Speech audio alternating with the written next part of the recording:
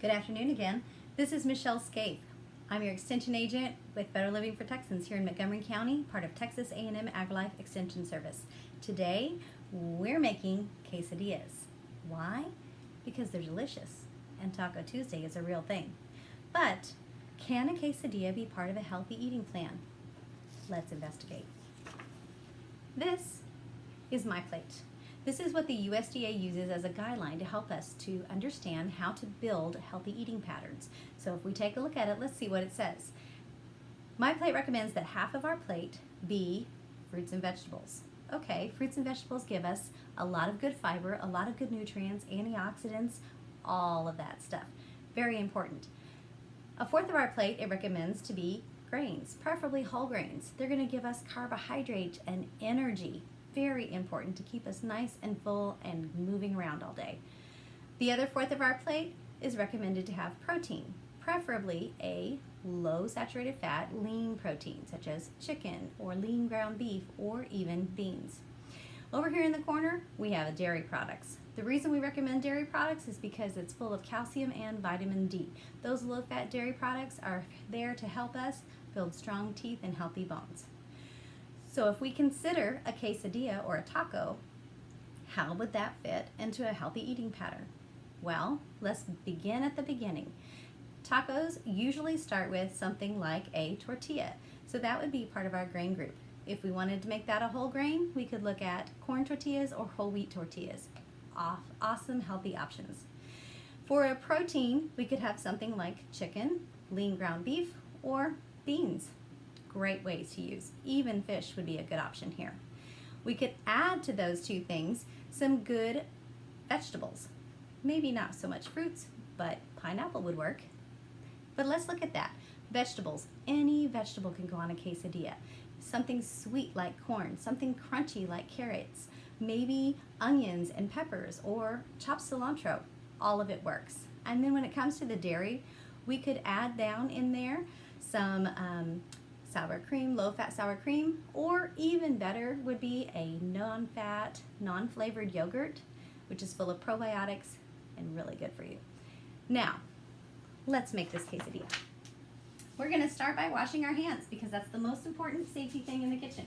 Remember, use plenty of soap, lather well, rinse well, and dry. Hand washing is the most effective thing, the number one step in preventing any illness, including foodborne illness in the kitchen. So when we go get ready to start making our quesadillas, we're going to have a nice warm skillet going on here, or we could pop it in the microwave for a soft, melted version of this quesadilla, but today we're using the skillet.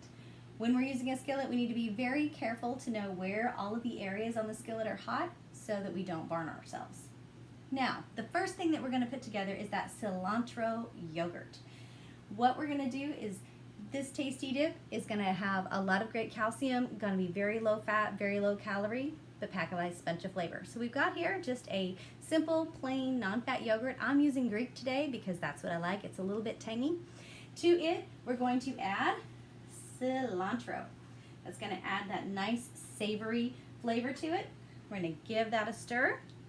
Now, if you wanted to add even a little more flavor to this, you could add an optional squeeze of lime, and that lime would just brighten it up a little bit. Now, once we get this nice and stirred up, we're going to set it aside because we'll visit it again later. We want to let those flavors happen. So, to the side. Now to start working on that quesadilla. We are going to take corn tortillas here, delicious, healthy, whole grain corn tortillas, and we're going to start layering things on here. Of course, we usually start with the cheese because that cheese is the glue that holds that quesadilla together. But be careful not to use too much because cheese is a high-calorie food.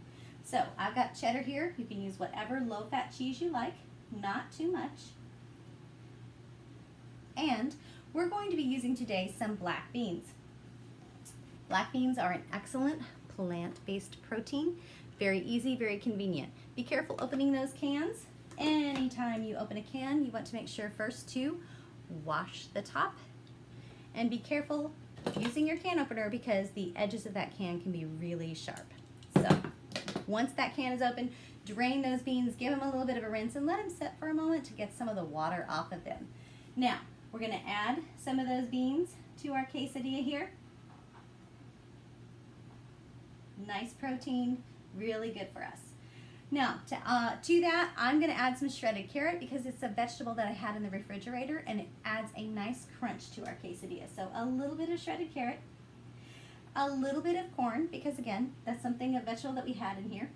This would be a great opportunity to add some pico, some chopped tomatoes, maybe some chopped onions and peppers.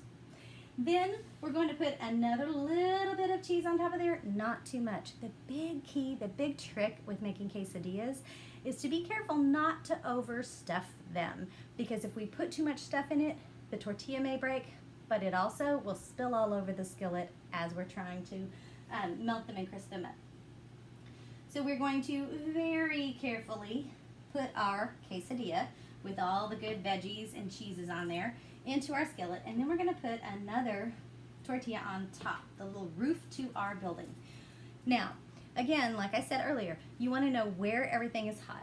This particular skillet does have a handle that is not hot, but most skillets, the skillet and the handle will be warm. So be careful to use something like a heat pad when handling the skillet. Keep all handles turned away from the walking aisle so that we're not going to bump into that skillet and knock it on the ground.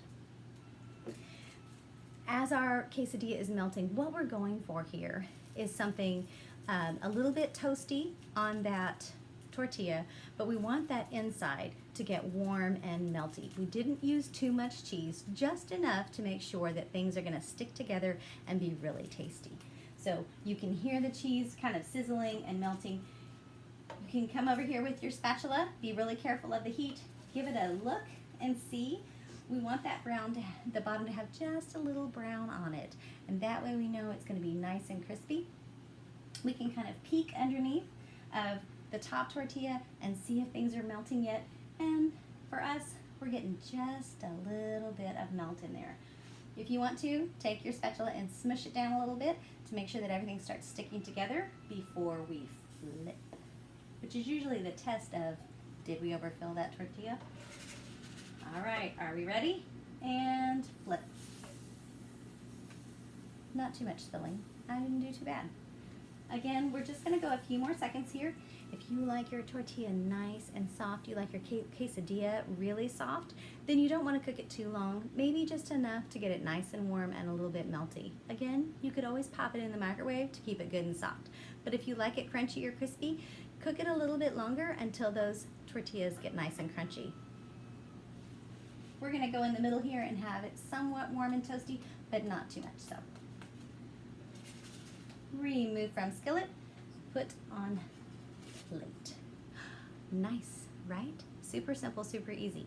Now we're going to cut it because triangles make it easier to pick it up and to dip it in our dip that we made.